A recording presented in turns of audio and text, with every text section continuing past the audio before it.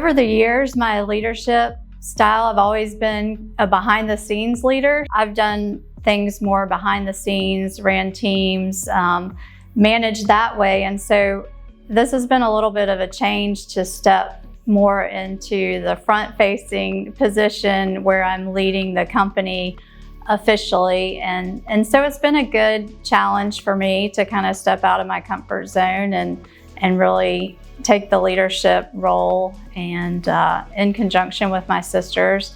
We also have some real estate development companies that they spend a lot of time with as well. So we kind of divide and conquer, but most of the time we're operating as a team, and so just carrying on what my dad has started.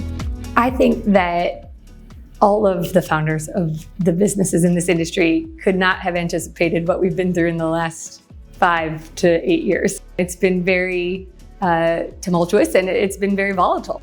I think where my leadership comes in is I'm looking at the big picture as it stands today, but with the mindset of it's evolving rapidly, and with the evolution of things like quantum computing and AI, it's going to keep evolving. So we have to have team members that can be thirsty for that knowledge and want to stay ahead of it. And I thrive around people that want to keep learning.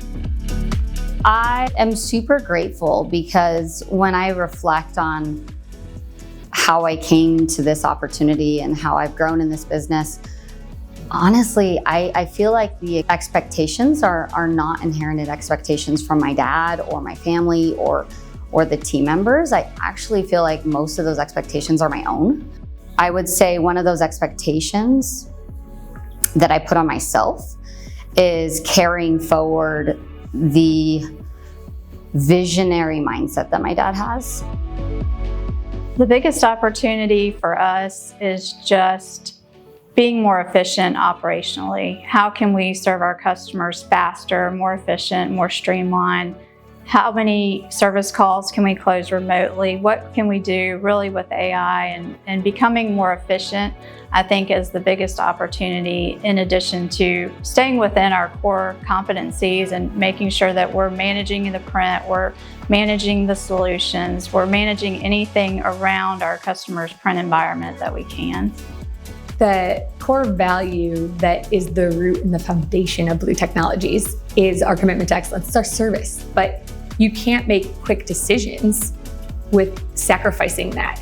And so a lot of that means you have to get more feedback. What did we do that maybe solved a problem? In cybersecurity, we shut down all the servers so that that threat didn't spread. But what impact did that have to the end users of that customer? That is still a service deliverable. That's where I think the identity crisis comes in for not just Blue Technologies, I think our industry. Who are we? Are we IT providers? Are we MSPs? Are we office technology partners? I think that we really have to understand we are still service providers, and that service isn't necessarily tied to one function of business anymore. Biggest opportunity for dealers like mine in the next 2 to 3 years? That's a really tough question because I think it depends on the market you're in. I really do think that is a really important piece of it because in New Mexico, we don't have an oversaturation of AV integrators. Most organizations go outside of state to get that.